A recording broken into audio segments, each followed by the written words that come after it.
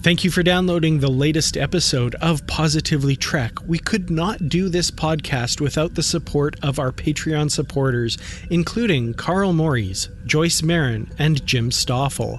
If you'd like to support the podcast, please go to patreon.com/positivelytrek. Perks include early access to episodes, exclusive content, shoutouts, associate producer credits, and more. Thank you so much for your support. And with that, let's get on with the show.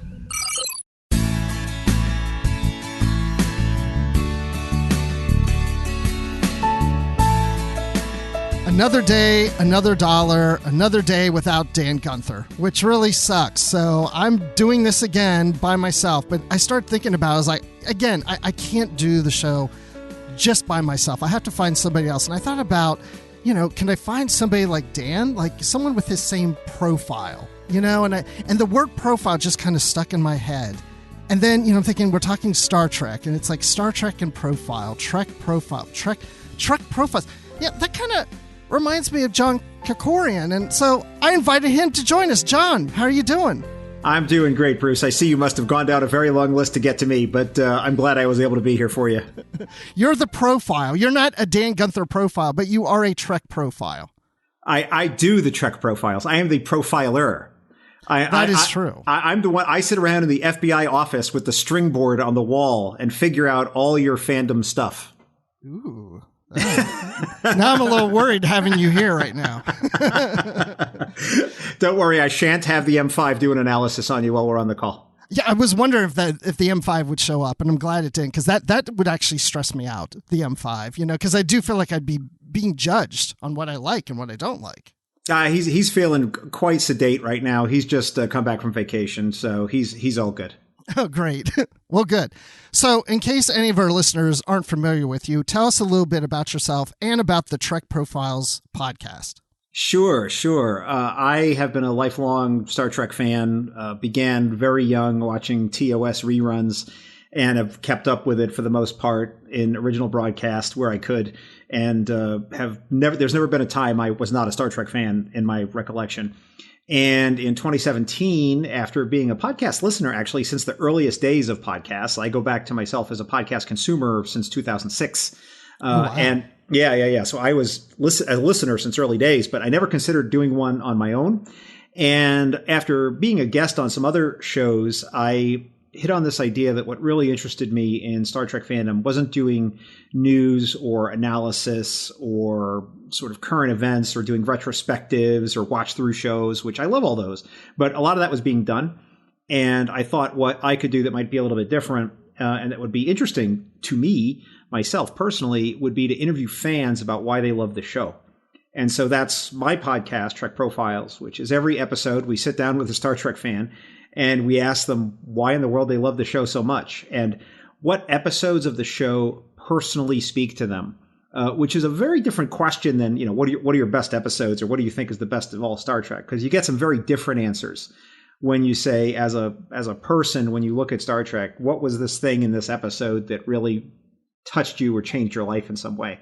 And when you ask that question, you get some surprising answers. So that's my show.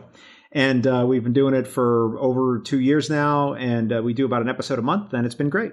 Yeah, I really enjoy the show. And like you said, it's people who have an interest in Star Trek, but everybody has a different background. Sometimes you're talking to people who do podcasts, people who don't do anything, on a YouTube channel or a podcast. They're just, fans in their own right. They're cosplayers or whatever. And then you bring people who've been lifelong fans like yourself and some people who are brand new. And that's always interesting, too. Yeah, that's actually the thing that I hit on that really surprised me is, hanging out online just in various Star Trek places, whether it be in a Reddit group or on Twitter or wherever else, various forums that are out there for Star Trek fans, wherever they congregate. Every now and then you'll come across these public professions of the faith where someone's like, I thought Star Trek was stupid, and then my boyfriend made me watch an episode, and now I'm working my way through all 800 hours of it, and I can't stop, and I'm addicted, and I love it, and I have been so wrong in my previous heresy. Please accept me. And so these people will get a message from me being like, hey, you want to talk about Star Trek? And I've had some of those people on, and I've been doing a continuing series. I think I had about 5 or 6 of those people that I've interviewed, and I have another one that's been recorded that I'm going to be coming out with soon. And those have been very refreshing, mostly because those people have no inkling of sort of the stuff that just sort of floats around the fandom, you know, because one of the things I've often discovered in doing this show, and this is just something that's really shown up for me in the careful watching of Star Trek that I do when I have a guest on, is that there's a lot of things that are in the show, and then there's a lot of things that people think about the show. And when you question, especially these new people, all they know is what they've seen on the screen. They don't know all this other stuff, right? So, like some people, like just to give you one small example, sometimes people will say things like, well, clearly the Federation's a utopia. And you'll bring people on, they're like, where's the evidence? I've not seen that. Like, I've never heard of that. Tell me more. Like, I've watched all of Star Trek, and that wasn't quite clear to me, you know? And it's like, my point of view is never to say, well, you missed it, you dummy, right? Or anything like that. I take people at their word, and I say, well, you know, let's take a look at it. Let's examine it, right? So here's some things the Federation did. That doesn't seem very utopian to me. But that's stuff that I think fans have put into their heads, or people affiliated with the show have said a lot of things that people sort of adopted into their head. But when you just look at the four corners of the screen at what you see there, it's very different. And so when I interview those people, I love their fresh perspectives and their fresh takes. Like, you know, like you could just walk up to a group of Star Trek fans and be like, yo, Jellicoe, what's up with that? You know, and have people be like, oh, I hate that guy. And the other half will be like, oh, he was awesome, you know, or some, you know, Tuvix, you know, and all that. And, you know, there's sort of these fan things that people get wrapped around the axle about. And these people don't know any of that stuff, but they fixate on other things that even people who've been in the fandom a long time don't necessarily worry about or think about. And that's what I'm really enjoying. I really enjoy that too. I didn't realize that how much that there's certain things, like you said, in fandom and certain conclusions we make in fandom that aren't in those four corners on the screen, that even in my head, I think, well, this is the way it is. And then I realize when we see something in the new Star Trek that kind of counters that, I go, well, wait. But then I think, wait, no, we never did see that. I just always assumed that. There's always these assumptions. And anytime I meet someone who's new to Star Trek, maybe they're not a big fan, but I'll be talking to someone. They'll say, oh, yeah, I've been watching Next Generation. And, oh, I love Pulaski. She's great. And I'll say, well, there's a lot of fans that can't stand Pulaski. And they'll say, I love her. I think she's they're just surprised. Awesome. Right. Here's a great litmus test for this is, especially when you're dealing with sort of the newer versus the older fans, just ask, hey, so was Spock the first Vulcan in Starfleet? I was just thinking of that one too. I remember hearing that when I got in. So it was in the early 90s when I really started getting into Star Trek, and I would hear things about Spock being the first or only Vulcan in Starfleet. And I thought, I've never seen that on television. Where did that come from? But okay, that was now in my head. But then, of course, especially when we got Star Trek Enterprise, there's T'Pol, and it's like, well, wait, I thought Spock was the first. And it's like, no, that's not on screne. Where did that come from? It's just a fan invention, as is a lot of stuff. And, you know, and I think I will say the owners of the show, Gene in particular, I think he retroactively said a lot of things that influenced fans' thinking when he was on the lecture circuit and doing a lot of stuff in the 70s and 80s with Star Trek that I think changed how people looked at the show. And some of that stuff just sort of infiltrated into sort of the received wisdom of how you have to think about the show. But it's not actually what's on the screen. It's just what he said about it, which sometimes is very hard to square with some of the things you actually see, which I don't think diminishes the show in any way. I think it can stand on its own, and we don't need all that extraneous stuff to say that it's great, because it's great as it is. Mm-hmm. I don't think we need to read a book of the sayings of Gene to fully properly understand the show.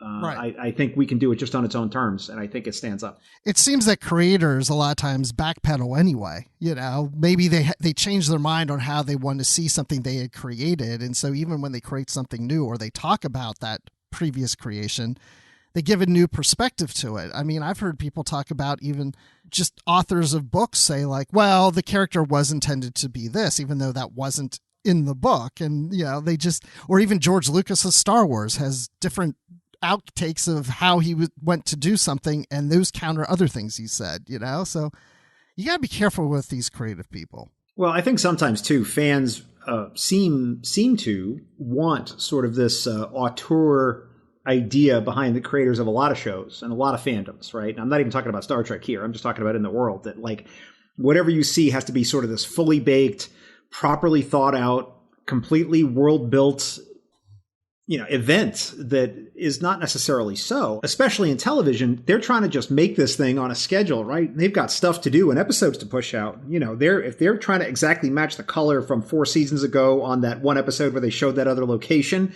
like sometimes they just don't have time for that, right? Right. But I think a lot of fans especially want that in a lot of these shows. And sometimes you get it and in some shows. And when you get it, it's amazing, right? I mean, Lord of the Rings is like that. Babylon 5 is a lot like that. So the examples do exist in the world, but they're actually rare, I think. And Star Trek, I don't think ever promised that. Which is one of my things I bring up repeatedly in the show is that we're trying to cash a check that never got issued to us. That Star Trek was going to be a completely thought out, like everything makes sense, totally consistent idea of like what the future is going to be like. And we understand the economics of it. And we understand how, money exists or doesn't, or maybe it does, but maybe we have some, but like maybe you get some issued to you, but Starfleet has money, but they don't pay people. But it doesn't make any sense, and if you try to make sense of it, you can turn your brain into a pretzel. I don't think the show's meant to be enjoyed on those terms. It's not really about that. But I think sometimes people have really tried to force this idea of what they want it to be in there. And it's really amazing to see the contortions that some people will do. I just want to give a shout out to my friends on Reddit. There's a subreddit called Daystrom Institute, actually, where they very seriously try to analyze this stuff. And it'll be like, okay, so how exactly does Ferengi culture work? And someone will post like 5,000 words, like trying to, come out with like exactly how all of this works.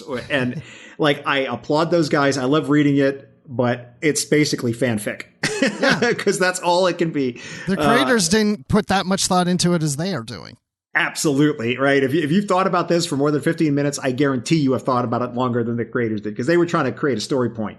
And we're thinking more about it from that perspective, not like, does this make sense to the thing we said about this race seven episodes ago, in 3 seasons ago, tangentially in that one episode and that offhand remark made by one character, and how is it fully consistent with what we're doing now? That's not what the show's about. And I don't think it's a mistake to approach Star Trek in that way. But that's my own personal thing. No, I agree. I have to admit, though, I'm was guilty of that at some point in my fandom. As I started to see how things connected, I started to go, okay, I'm figuring all this out. But then the more and more I started to get to know things were contradicting one another. And I think, okay, well, how can I really say that whatever it was, let's say, established in Star Trek Enterprise should define how I should look at TOS, because those are totally different creators. And the intent of what TOS did shouldn't be influenced on what creators did on Enterprise, on my view of something on that older show, and so on and so forth. So it's a world of different creators that have nothing to do with one another, as time goes on. I mean, the people who are working on Discovery and Picard and all these new series are no way connected to any of the shows that were done in the 90s. And those people weren't really even connected with the people who did the show in the 60s and even the movies. Yeah, I noticed when you can't connect at all. Yeah, when the Picard show came out, there was this weird sort of idea that like, we're getting more TNG, so I want exactly more of the same thing, but not the same, but different, but exactly the same, just different, but exactly the same, and it better be exactly the same, but different. You're right, and if that's sort of the expectation you have in your head of like any sort of follow on to these things, you're going to be in for a bad time. Yeah. I got to a point where I realized, because even as I read the novels and the comics, and of course there's contradictions there, as even as new shows come out, they contradict those. Yeah, I just look at everything as its own thing, right? It's a standalone. This story that I'm reading or this series that I'm watching is its own thing, and it's connected, and I have to give it some room to contradict a little here and there, because if I get so caught up into that, I can't enjoy it, right? You just have to take it for what it is. Absolutely, sir. Absolutely true. Like if anyone has figured out how stardates work, I understand that Dr. Aaron McDonald, who now works on Star Trek, has tried to make sense of this behind the scenes. But I am absolutely sure that there was not some intern in the TNG production offices being like, okay, we're now up to stardate, whatever. Oh, no, that was the wrong stardate. We better go back and reshoot that. I don't think that was happening. They went with whatever they had. Well, here's my headcanon when it comes to things like that. If the stardates don't make any sense, and I tried to, especially with TOS years ago, and it just doesn't really work. But if I try to make it sense and it doesn't make sense, that's fine, because I'm in the 21st century and these things are in the 23rd and 24th century and so on. it's so futuristic that I will not understand it because my brain is too small. I'm a different time period. There's too much complexity that I haven't been given all the information. It makes sense. I just don't have enough information. Yeah, I mean, the other part of it, too, is when you think about what are dates actually for, when you're looking at a show that's off in the future in space, the idea of whether it's March 2280 or June or July 2280, I mean, it has no bearing on what the characters look like, what they're wearing, what the season is, the exterior shots. They're visiting other planets, so none of that matters, right? So if you're doing a show on Earth, you have to worry about what time of year it is and what the exteriors are going to be like, and do they wear a jacket or a coat or whatever? And you don't have to think about that when you're doing a show in space. It's just not something I choose to spend my time on when I think about Star Trek. And I get that it's fun for a lot of people, and some people try to sort it out, but it's just not my bag. Yeah, I don't need more stress in my life trying to figure those things out. I mean, I'm still kind of recovering from the idea that in the Brady Bunch, Greg moved into the attic, but in a previous season, they said he was too tall for the attic. So I've come to just live with that. So. All right. Well, I'm glad that the Brady Bunch fandom will now be on your tail for pointing out this inconsistency, which I'm sure has been explained completely in several thousand words hurled over internet forum posts for the past 30-something years. If there is, I haven't found it. I need to find that because I do want to read the theories on that. I am absolutely sure they exist. I'll have to look for it. But, I want to know about 55-Year Mission, which is the Star Trek Las Vegas show this past year. But before we get to that, sure. I know you attended, and you live in Las Vegas, too. So this is a local thing for you. That's right. I want to get to some of these news items because it has been a busy week, and Discovery Season 4 has now officially wrapped. We're done. It's in the can. Production is done. Now they're just in post-production putting the show together. And production started actually November 2nd of 2020. So it's almost been a year, which is a little longer than usual, but a lot of that had to do with the pandemic. Yeah, for sure. I was reading that they just couldn't proceed on the same schedule because everything, which in TV already takes a long time in TV production, but when they have to do things like, well, now the makeup person can come look at you. Oh, well, now the costume person can come after the makeup person leaves, right? You can't just have like 3 people working on the actor at one time, and they each have to take their turns because of the COVID protocols. It just makes everything longer. So it was very obvious to me that it was going to be a longer production timeline. But hey, it's done now as far as principal photography. So now it's all a matter of doing the post-production and the effects and the music and all that. But I do suspect that that's going to take quite a bit of time because let's face it, right? It's a sci-fi show.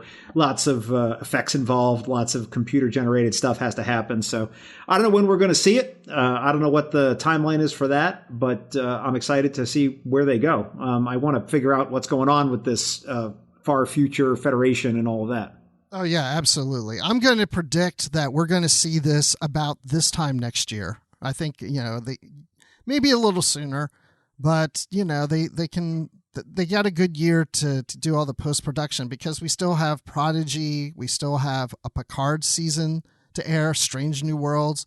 So I think we're going to see it sometime after those. You think we're going to get Strange New Worlds before Prodigy? Before Discovery, excuse me? I'm thinking so, yes. Okay. Do you think differently? For some reason, I have it in my head it's going to be the other way around, and I have no idea why. That could literally be something that a preconceived notion that came out of nowhere. But I am very anxious to see Strange New Worlds, and I really am excited about it. That and Prodigy, I think, are the 2 things I'm most looking forward to. Yeah. And we still don't really have an official date for Prodigy. There's a date floating around that was on IMDb. That's not official, but I think it said October 21st. That possibly could be it, but that's not an official date. I just keep waiting for a Prodigy date, and they keep saying fall. So we know we're definitely getting the fall. Just give me a date so I can plan. I have to plan for my excitement. I suspect, well, then if you want to plan for some excitement, plan for Star Trek Day, because that's going to be the day where a lot of excitement is going to happen. So I think, they're doing like a bunch of panels that day. CBS is putting out all kinds of content. So I expect that we will get some announcements and some clarity on what's happening after that. I'm sure hoping so. So yeah, Star Trek Day. I'm glad you brought that up. That's coming on September 8th, which is Star Trek Day. The first time that Star Trek premiered on NBC back in 1966.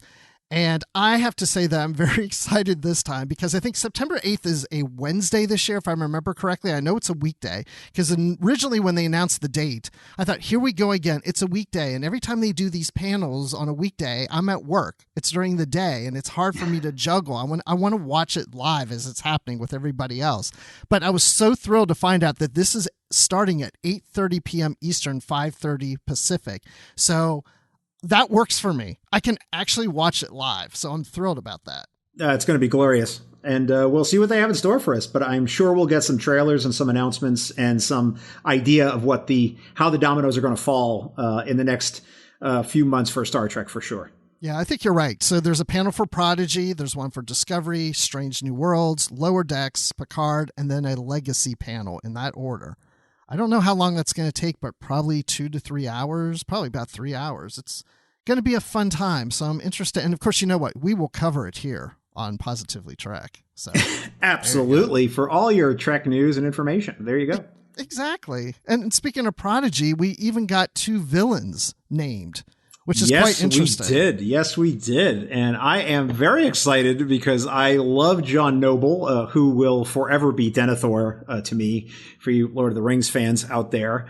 But we have John Noble and Jimmy Simpson, who are going to be doing some of the voices. And I am super excited about that because John Noble just has a spectacular voice.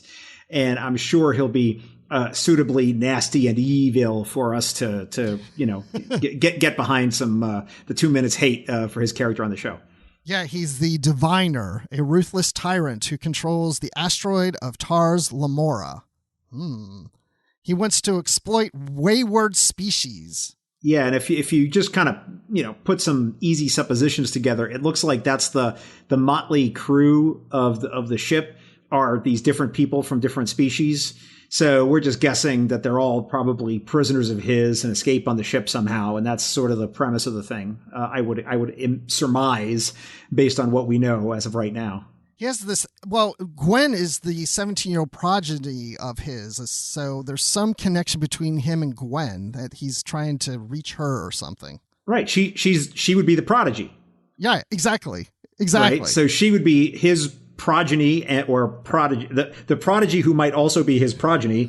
I know it's so hard to say both because I want to say one or the other. She who is the progeny and also the prodigy of the diviner. My goodness, that's quite the grammatical construction.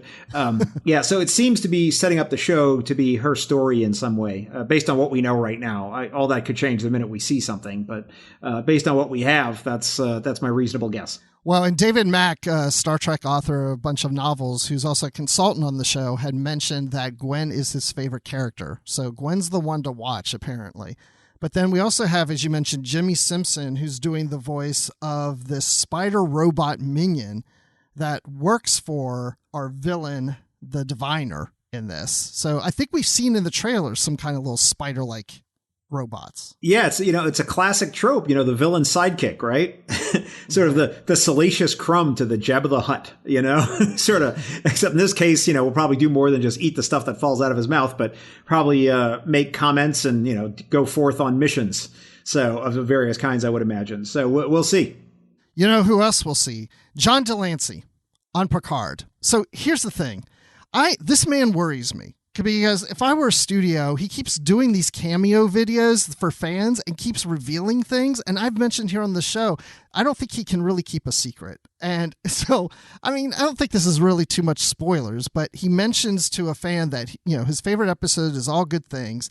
And he relates that there's elements of that in Picard, that there's a connection between that, which isn't a big spoiler because the last time we've seen Q, I would think we would kind of pick up where we left off. Yeah, when it comes to people like John Lancie, and maybe we'll talk a little bit later about Robert Beltran at 55-Year Mission, I think that there's sort of, how do I want to describe this in the most charitable way possible? I think that the studios probably know what they're going to get. And so it's sort of like never tell John Delancey anything you don't want to get out there because he's going to tell you. So I bet, it's a maybe I'm giving them too much credit, but I sort of wonder if it's all part of like the intentional marketing, it's like they sort of let the leash up loose on these ones that they know they can't tightly control. So they just kind of let them go and do their thing a little bit because they know that, fans get stimulated by this stuff, and sort of they poke the bear out here. We all, what did he say now? And we all run around and, analyze it with a fine tooth comb, this utterance of 3 syllables. What do you think it actually means? And what do you think we're going to get on the show that's premiering in 4 days that we can't possibly wait for? Right. And I mean, it's just, this fan analysis of these little dribs and drabs that come out. It's a lot of fun to do. But I'm not sure how much of it will actually show up on the screen, because there's so much of what an actor on any show does not see that sometimes, like when the show comes out, and there's been cases of this where the actors are like, wow, I didn't even know about this whole other story, or I didn't, they cut out that whole part that I thought was the most central thing of my character. Like they didn't even make it into the episode. Right.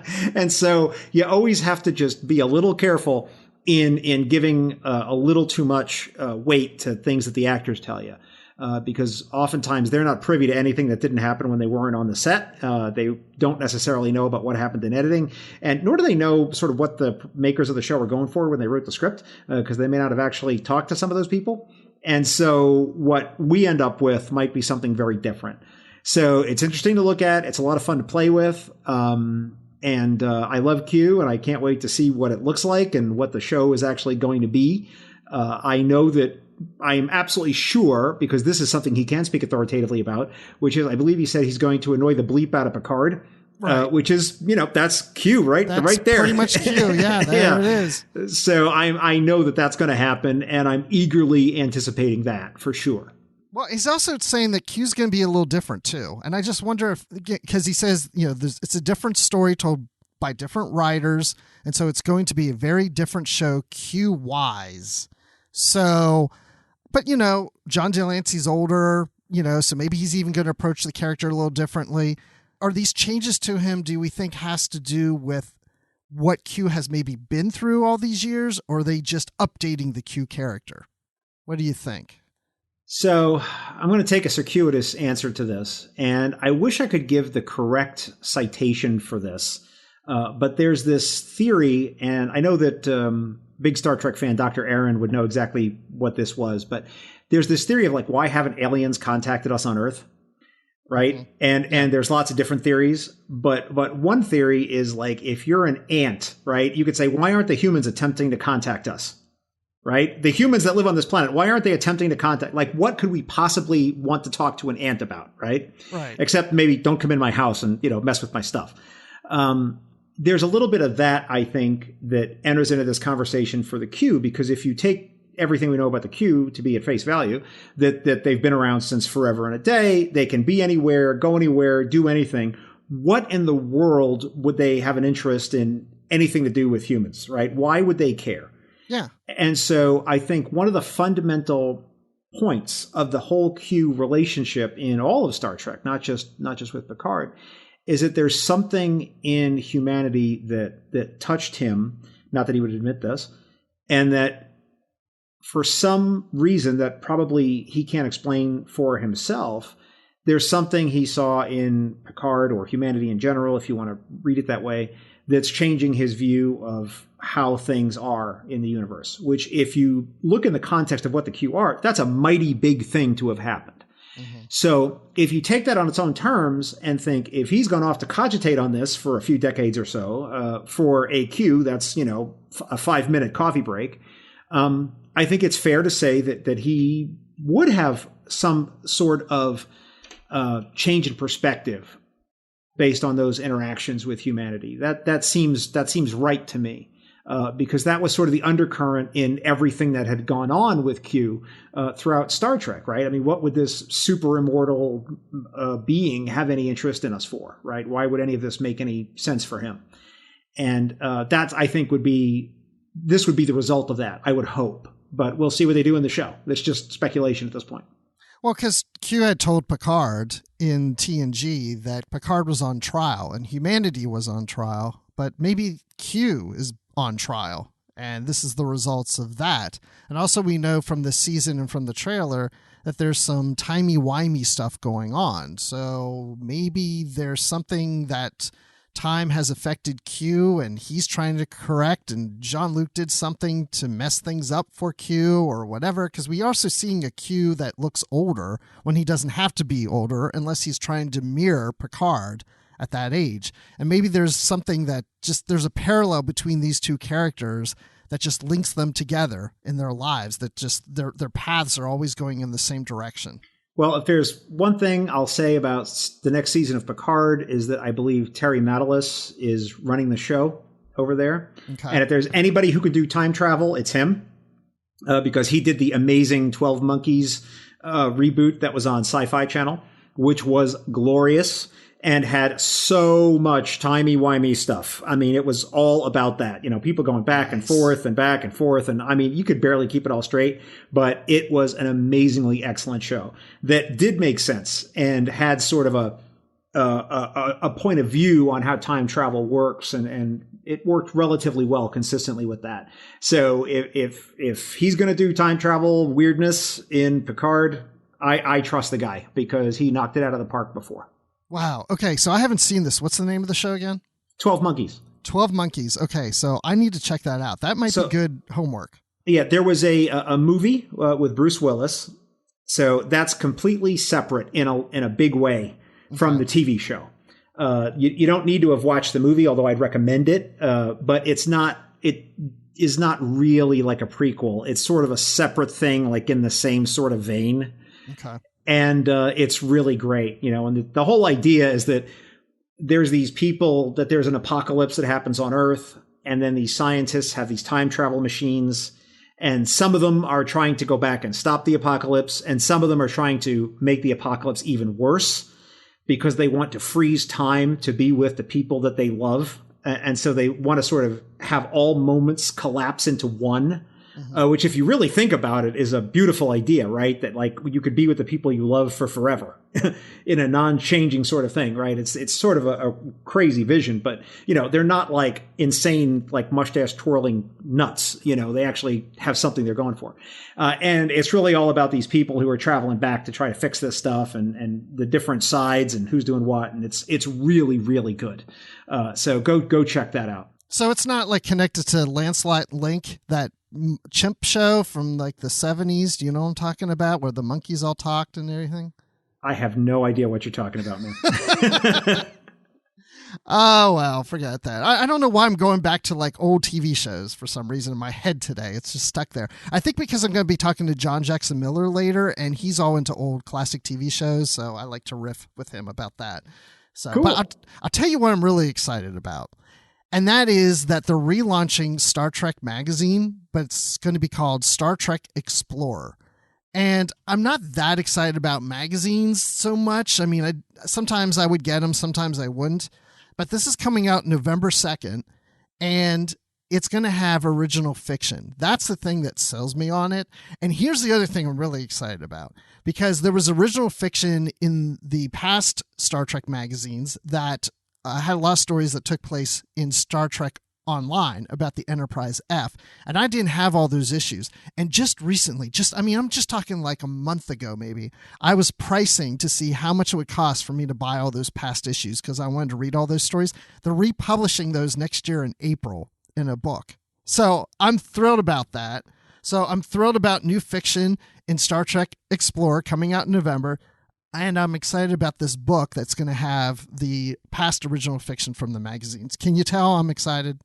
I can tell you're excited, Bruce, and I'm glad you are. And I'm excited for any new Star Trek content. I think is great. And especially, you know, in Star Trek in particular, there's been a glorious history of fans making Star Trek content. I mean, you go right back to the very earliest fan newsletters, which were actually dead tree paper newsletters that got mailed to your home by a human who stuffed it in an envelope with a stamp on it.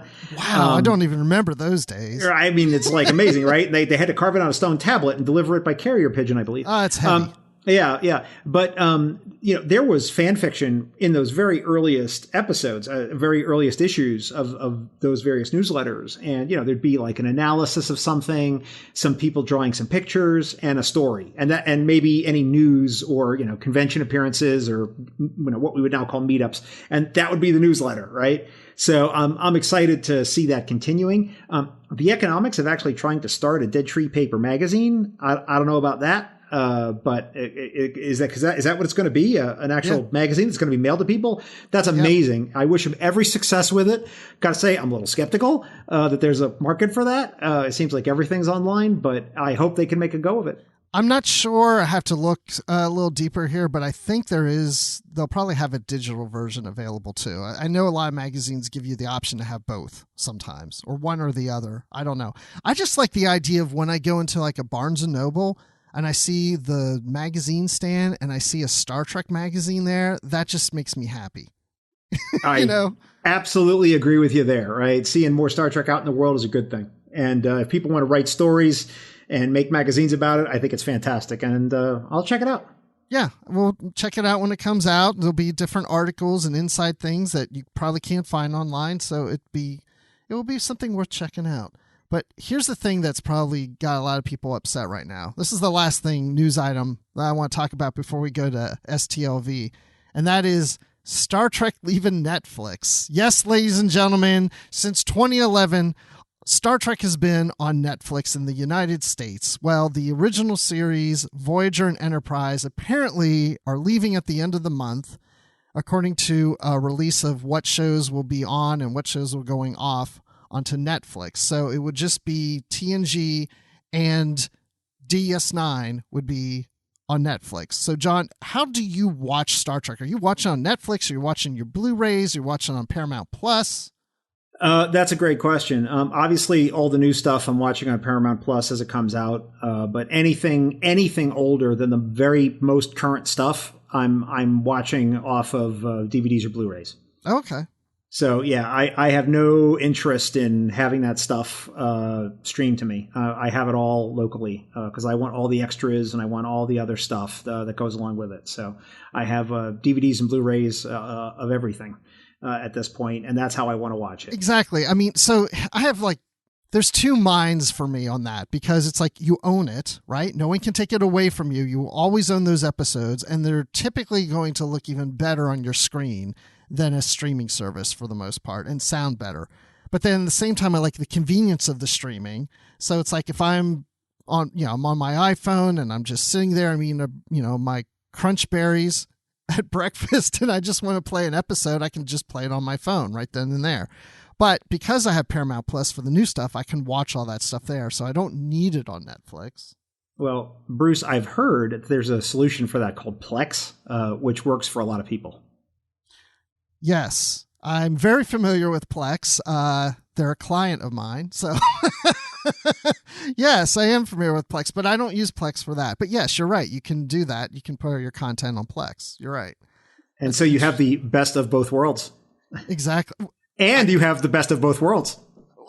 There was part two. I can't believe I just made that joke. Oh, goodness.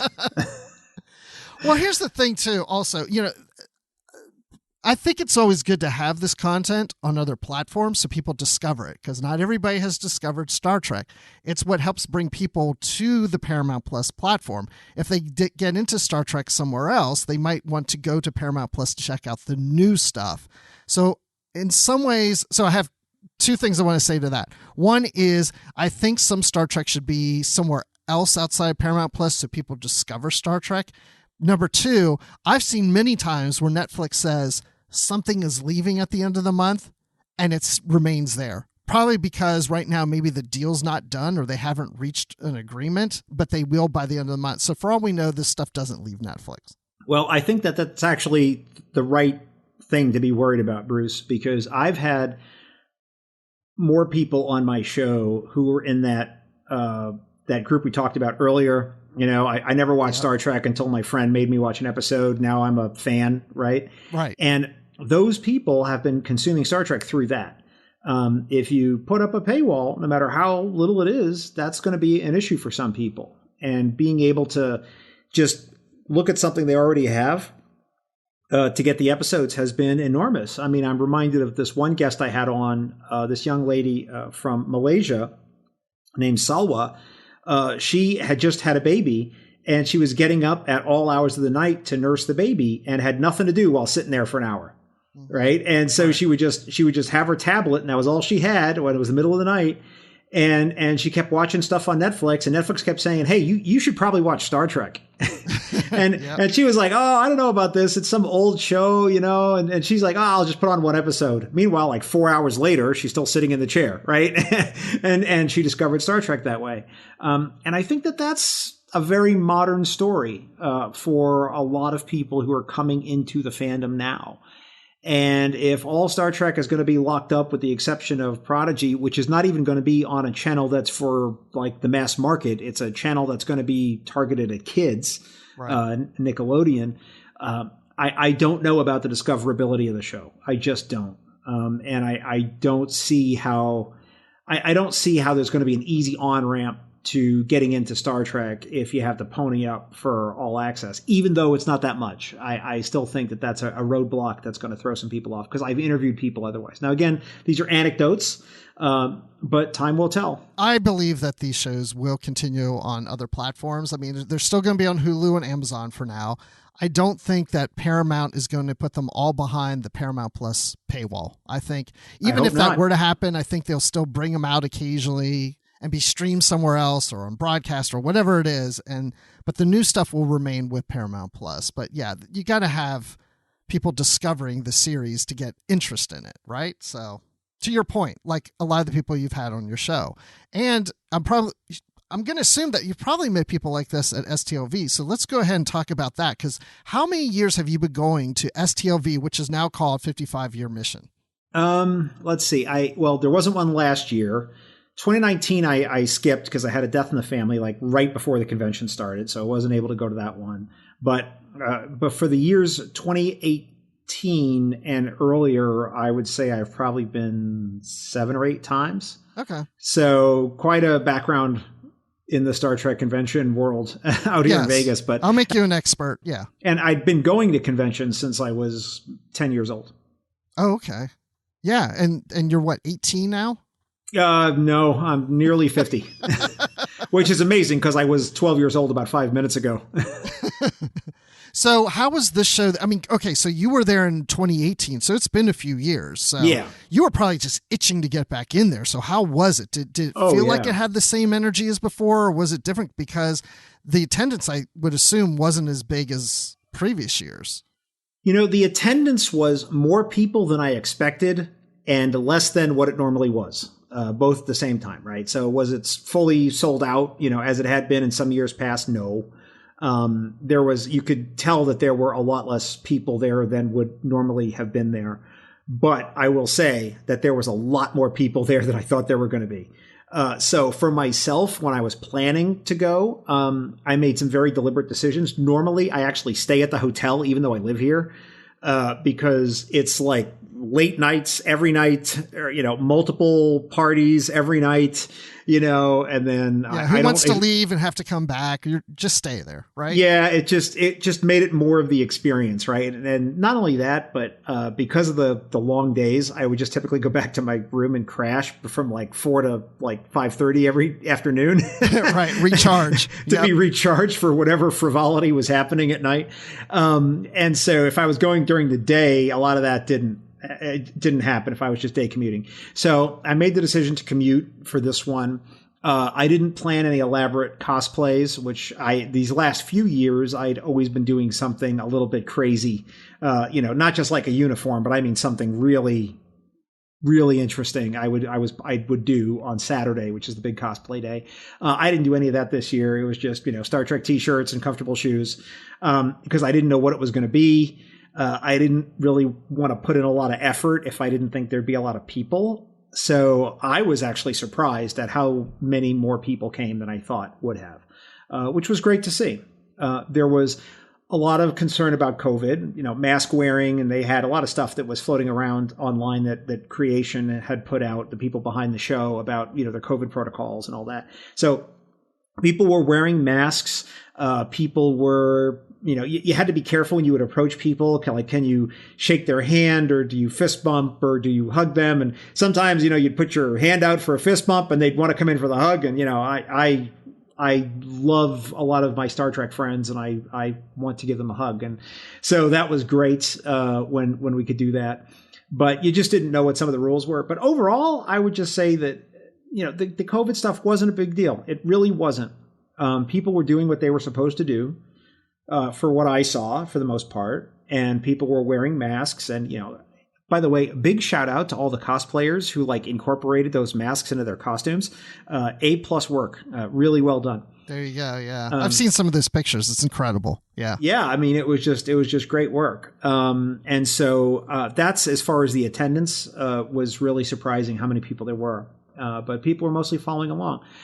Some of the talent didn't come. And, so some people either didn't come in the first place, or they were signed up and then pulled out.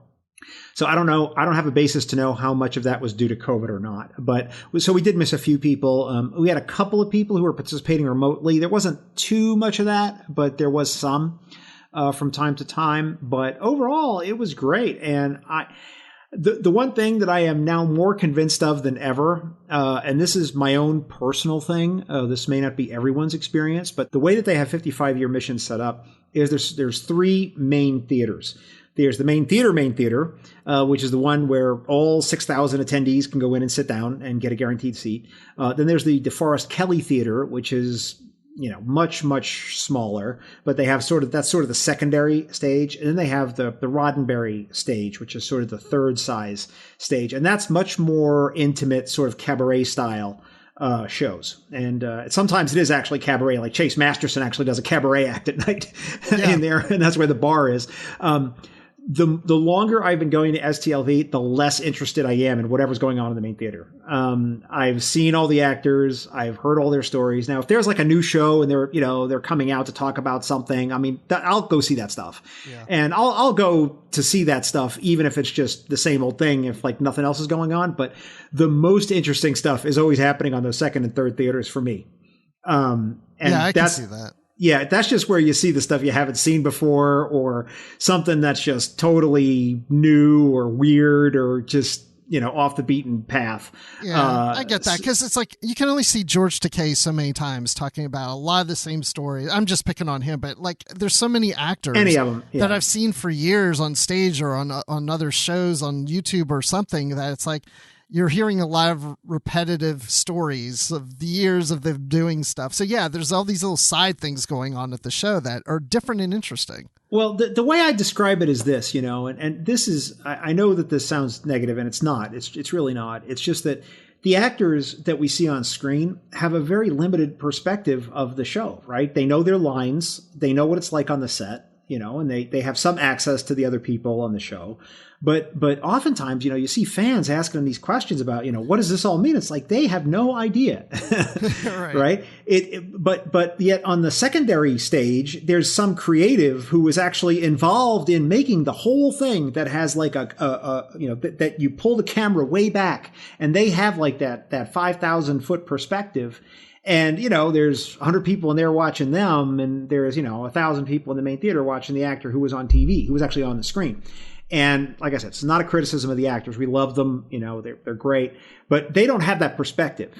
And you go see these other people that are on these other places, and they're able to give you an introspective on things that they're showing you blueprints of something or some behind the scenes photo or stuff you'd never heard of or wouldn't be familiar with. Yeah, there was, in fact, one of the ones I went to from this time, and I'm going to absolutely forget the gentleman's name at this point, but I could look it up later. But he was the sound editor he was a sound editor on Star Trek: The Motion Picture.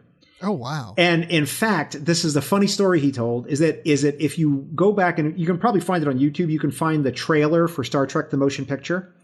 The engine sounds of the Enterprise was his audition reel. That were sounds he created in his own little studio to get the job. And they just pulled that sound out and used it in the trailer. I know the sound you're talking about. Yeah. Right. Those are all sounds this one guy made as an audition reel to get on the movie.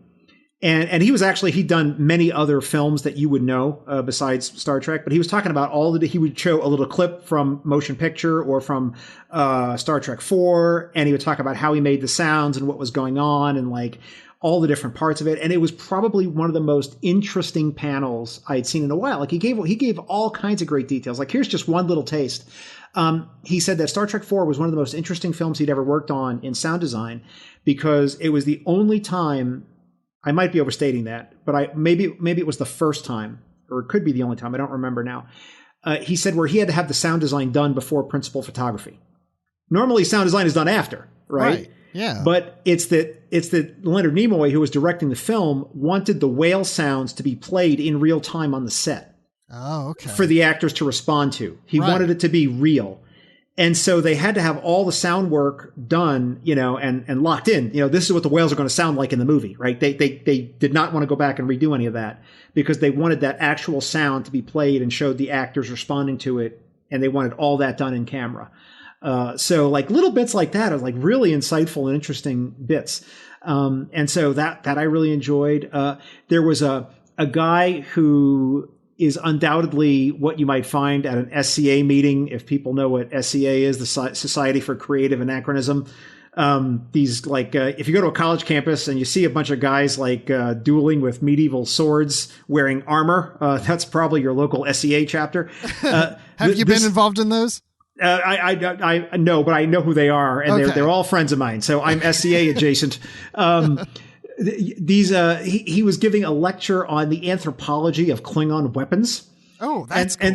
And so this guy was giving like a really deep dive into like why the bat'leth might look like it does, why Klingons don't use ranged weapons, why the bat'leth has that shape, what are the different kinds of bat'leths we've seen in the show, what does that tell us about who wields them, what kind of anomalies have we seen in them and what those mean, and like how the mechlith is related to that, and and this guy had it all thought out with an amazingly great PowerPoint deck, which is like something you'll very rarely hear me say, just because the kind of work I do, I deal with PowerPoints a lot. And for someone to put together a good PowerPoint deck, that's A+. So yeah, and it was just amazingly wonderful. And that was on the Roddenberry stage, so people are like noshing at their lunch and watching this guy. And he gave a fantastic talk. So that was just wonderful. There was an improv show that I went to one night at the DeForest Kelley Theater where this improv troupe sang a song as the Bridge of the Enterprise about gaseous anomalies, and then did a whole improv show with stuff from the audience. And it was just insanely funny and enjoyable. That was new. I don't think those guys had been there before. Karaoke was always a big deal at the convention, but they couldn't do karaoke because of the singing. So they had to replace it with something. They could sing through their masks, right? It's a thing like singing is not a recommended activity because of COVID. So they didn't want to do that. Yeah. So they replaced it with Star Trek bingo. So they had Connor and Dominic doing Star Trek bingo. And I saw some of this online. Yeah. Yeah. I don't think Dominic had ever done bingo before in his life and didn't know how it worked, because it was, he kept like trying to have fun calling out the letters, and with just a combination of like the terrible acoustics and, his accent and playing around. I don't think so. They got someone in there who would repeat everything he said. So he'd go in there and crack a joke. And then this young lady from creation would go G43. That's great. So, man. Now you're making me feel bad, because I was like, you know what? I think it's because I kept debating back and forth. Do I go? Do I not go? And other things came up in my life that made me not go anyway, because like I had to move my daughter to university and whatever. But I also had a colonoscopy. That was fun too. But anyway. Oh, goodness. But now hearing all this, it's like, because I start thinking, well, I probably didn't miss that much. But hearing all this really makes me miss the fact that I didn't go, because even though it's not an official licensed Star Trek convention anymore, because Quarks isn't called Quarks, it's now called Jimmy's, right? I mean, it's Jimmy's Place. Mm-hmm. I thought it would be really kind of weird with COVID and without the license, and I thought attendance would be down, but it still sounds like it was a really good show. No, our Thrall overlords took great advantage and made sure that everything was great. So may the blessings of Thrall be upon you all. I need to find about this improv troupe because I do improv and I've been doing improv at Star Wars Celebrations the last couple of shows. So I'm involved in that group. I need to find about the Star Trek group. I want to get involved in that one. Yeah, I tweeted at them, actually. So if you want to go through my tweets, I actually tagged them. They had, it's some kind of Star Trek related Twitter handle, like at USS Improv or something, or Improvise or something. I'd have to go back and look at it, but they have a Twitter account, so you can definitely follow them there. But I just want to say one little thing that was actually, this is so bizarre, but this was one of my favorite things at the convention, and it's such a little thing, which is that they told us to go to the Roddenberry Theater at a certain time for a special Lower Decks surprise.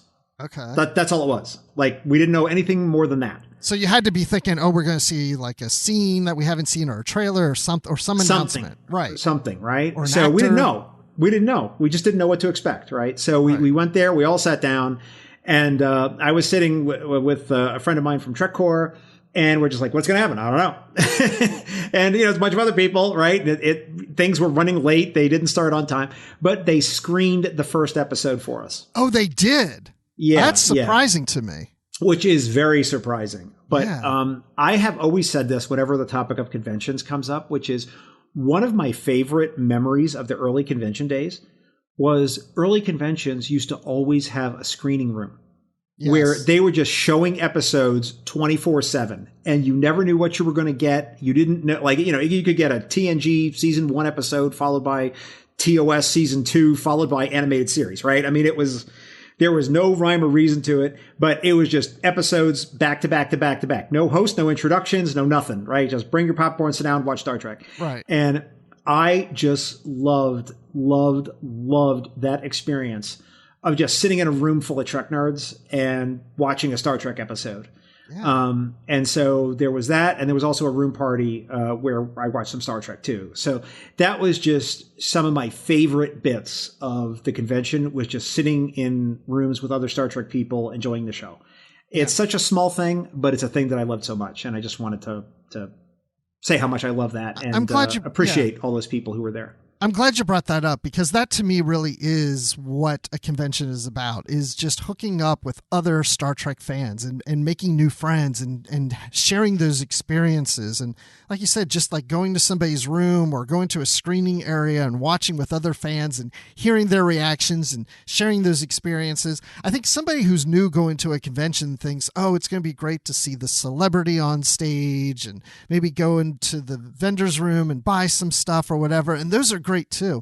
But really, when it comes down to it, is those connections. Those are the things I have left with, is the highlights of every convention I go to.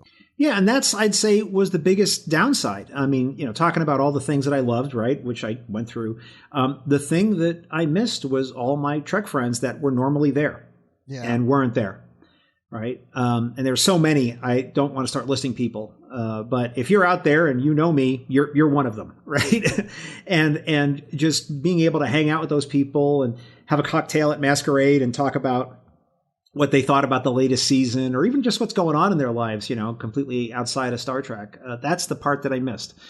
Because for me, at this point in my life and at this point in my fandom, Star Trek is about the other people in my life that love Star Trek too, and that's just as important to me as the show.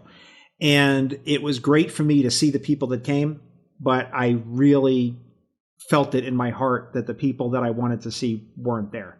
And I'm not talking about the actors or celebrities, but it's all those people that we miss. Yeah. So just like, Captain Kirk said in Star Trek 3, right? To absent friends. Exactly. Yeah. And I know really what you're saying. It's all about me is what you're really saying in there. I can read between the lines, John. I know it's because I wasn't there. I know. Your humility is a tremendous thing to behold, Mr. Gibson. So, hey, do you think you'll be at the official Star Trek convention in Chicago in April? 100% not. I absolutely will not be attending. And that is not a statement of negativity or anything like that. I wish I could go. It's just that I'm going on the cruise. Oh, okay. And the cruise gets back 5 minutes before the Mission Chicago event begins. So I'm not going to be able to do both. The thing about STLV is that it's during the summer when the kid's out of school. So for me to go to the cruise, it puts a lot of stress on the family because I'm the one that does the carpool and does a lot of the school stuff with the kiddo. So if I'm gone, the wife has to pick up that slack. And if I was to come home and then tell my wife I'm going to be getting on another plane in a few minutes and going to another Star Trek thing, that would be the end of the Trek Profiles podcast and probably the end of Mr. Trek Profiles. So yeah, that's a little much. Yeah, yeah, I can't do both. It's just a matter of time and quatloos. So I'm looking forward to the cruise though, and I think that's going to be a tremendous blast. But and I hope that everyone has a glorious time at Mission Chicago. I think it's going to have a very different vibe than STLV. I agree. Just because it's not going to be all in the same hotel. It's going to be spread out a little bit. I think there's going to be a lot more commuters than would even people who are staying in Chicago are going to be commuting. Right, they're going to be coming from other hotels, which might not be right there at the convention center. So I think it's going to have a very different vibe, but I'm sure it's going to be a great time. Yeah. I went to Star Wars Celebration at McCormick Place in Chicago just a few years ago and Repop, the same organizers, were doing that. So this is like a repeat for me, but it's going to be Star Trek. And I think you're right. It's going to be a different vibe. You're not all in one hotel, because I remember at Star Wars Celebration, we were spread out. I mean, my friends were scattered at different hotels from me. And I mean, not even just within walking distance. They weren't even across the street. It's like, well, I'll see you at the convention because we're not near each other. I'd get on the subway and ride a couple stations there. So yeah, totally different experience. But I want to ask then, I know you're not officially part of 55-year mission or creation, but do you happen to know what the plans are for next year? Or is there going to be another STLV? Oh, it's already announced. It has been announced? Yeah, it's definitely, yeah, it's not a secret. It's definitely announced. It was in the program. Okay. Well, because I wasn't there. But is it going to be at the Rio? Because isn't the Rio going through some changes? Yeah. So the Rio's been bought, and it's going to be turned into a Hyatt, and so next year it's actually going to be undergoing renovations. So the property itself is not available. So it's not a matter of they couldn't hold the convention there because of somebody else had booked it. It's a matter of that the place is going to be under refurb. So it's going to be next year at Bally's, actually on the Las Vegas Strip.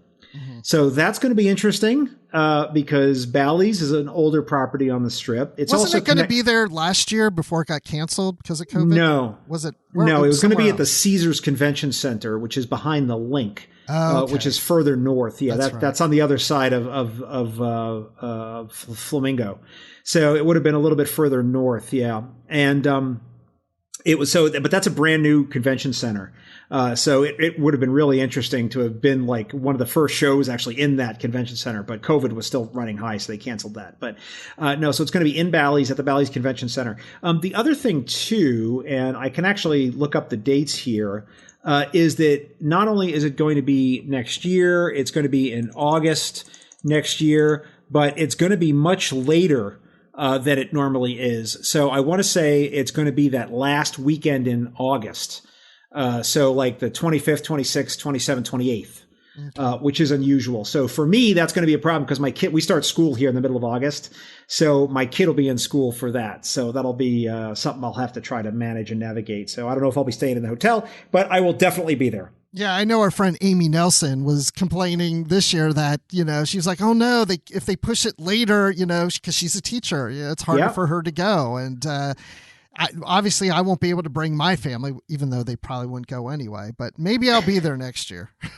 Well, for her in particular, it's that not only was school open, but it was the first week of school, and you can't really skip out the first week of school. I mean, I don't know her. She can speak for herself, but I suspect it might be different if it's later. But definitely the first week you can't skip. But for me, I'm going to have to figure out what I want to do. Maybe I'll just stay, for a few days over the weekend. I don't know. We'll have to figure it out. I got plenty of time for that. But it's definitely going to be here. And they said, I believe we have Gary from Creation on the record. I believe over on Trek Geeks, he did an interview over there, and I think he said they're going to try to bring it back to the Rio the year after that. But we'll see. There's no guarantees. The Refab Rio. Whatever you think about the Rio or whatever it ends up being after it's a Hyatt, the nice thing about it is that it's on the other side of the highway. And so we're all kind of there in one spot. and everyone is sort of staying at that hotel or the Gold Coast right next door. And so we're all kind of off in Star Trek summer camp together. When you're going to be in the middle of the strip, it's going to be a little bit different, I think, with people staying all over the place, coming and going. I don't know if it's going to have that same kind of feeling. Might be a little bit more of that like Mission Chicago flavor coming to STLV. We'll have to see. But I got a question for you, Bruce. Yes. Which is, if you attended Star Wars Celebration, which was a Reed Pop event, how much time did you spend waiting in lines versus actually attending events?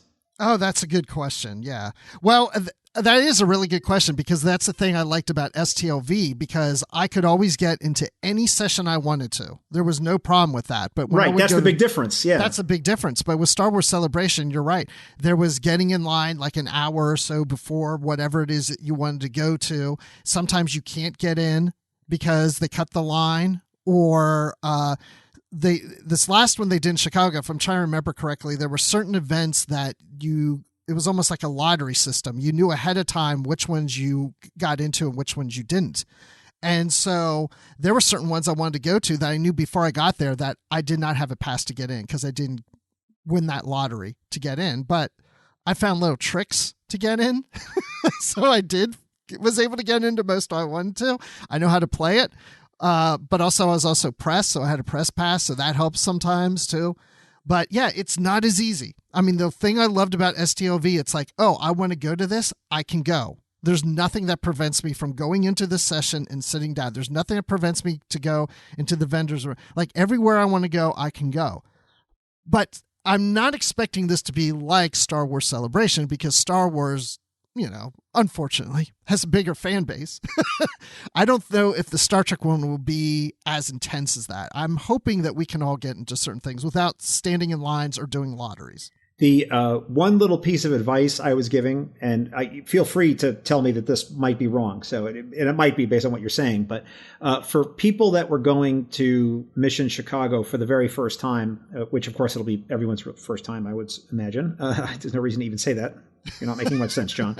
But for people who are going to that, the one piece of advice I'm giving them is, I would try to avoid photo ops and autographs, only because you have to wait in line for so many panels that like you could literally spend this whole convention standing in lines. If you go and sign up for like 10 different autographs and like 8 different photo ops, you're just going to be standing in line like for this entire thing. And if that's what you want to do, it's okay, but just know what you're getting into.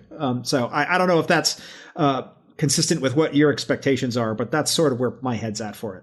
I've only done one photo op at a Star Trek Celebration, and I was giving a time to show up. And so I didn't have to wait in line, but probably more than 15 minutes. So that wasn't bad. But that was okay. That was quite a while ago. I haven't done it. That was probably in 2015. And that was with Mark Hamill and Carrie Fisher together. And oh, wow. But I haven't done one since, so I don't know if it's gotten bigger. Let's just say this. When the first one I went to was in Anaheim in 2015, it was more manageable. Yes, there were lines. There was all that stuff. I went to the one in London the next year.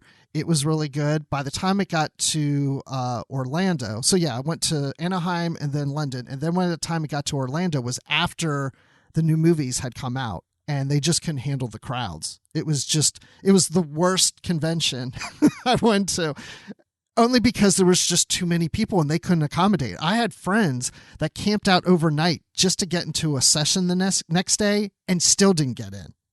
My goodness. It was that bad. I mean, just the line. I remember getting in line one morning at like 3:30, 4 in the morning just to try to get in a session, and I ended up in an overflow room. I mean, it was crazy. It got better in Chicago because they learned from that to manage the crowds. And again, I'm not expecting the crowds to be as big for the Star Trek convention, but yeah, be prepared. But I think Repop, in my opinion, does a good job, but if the crowds get too big, it can be a bit of a disaster, but I'm not expecting that for this. Oh, okay, well then that's a hopeful sign then. So that's good. Yeah, but I'm sorry that you won't be there, but I hope that I get to Las Vegas next year. Well, I might see you in Vegas sooner because I'm going to the Consumer Electronics Show in January. Oh, wow. Yeah, we'll meet up for some Altier water or Romulan ale. There you go. We should do it at the Rio just one last time. Absolutely, we should do that. That'd be great. So, well, if people want to follow you online, where can they find you? Oh, they can just look up Trek Profiles. They can check out my show at trekprofiles.com. You can listen to every episode we've ever done right through the web browser on my website. And you can also find the show on every place you get your audio. We're there, Trek Profiles. And I'm most active on the social medias on Twitter at Trek Profiles, amazingly enough, where not only do I talk about Star Trek pretty much all the time with a little bit of pop culture thrown in for fun, I also live tweet my viewing of Star Trek episodes. Lovely. I love that. And you do a great job interviewing people. I really appreciate the talent that you have there. And you have a great voice, too. I like your voice. Oh, well, thank you very much. I appreciate that.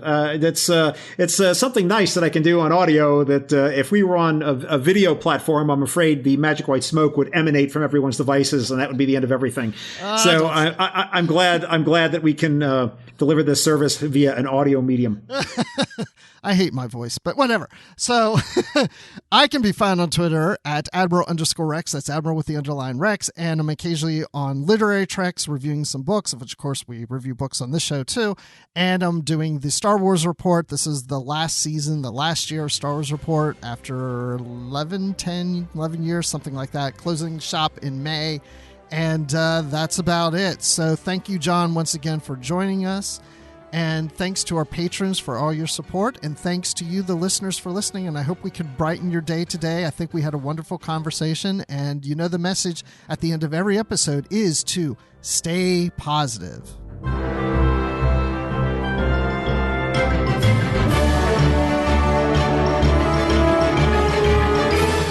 Hey man, you didn't, do you know what I was referring to when I said Threll bless us? Do you know what this is? It sounds familiar. I saw it somewhere. So, oh man, this was like the funniest thing at STLV that they threw at us that no one knew what it was. So tell us about it. So they can't say Star Trek anymore, right? Right. They can't, because they don't have the license anymore. And they can't use like the Delta logo. They can't use any sort of Star Trek iconography. So they came up with this thing called the Threll. Yes, I saw that. Yeah.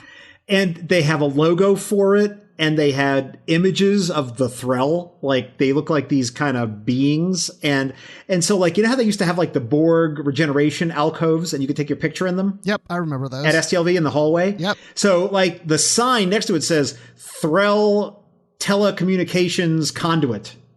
And so, like, because they can't say Borg, alcove. So they came up with this term called, so like a bunch of us who were at the convention just decided to mock the shit out of this. And so every time on social media, we would be like, Threll bless you. And if you look at some of the photos, like of the screens, like that were hanging down in the main theater, they would always have this weird logo in the corner. That was the Threll logo. Nice.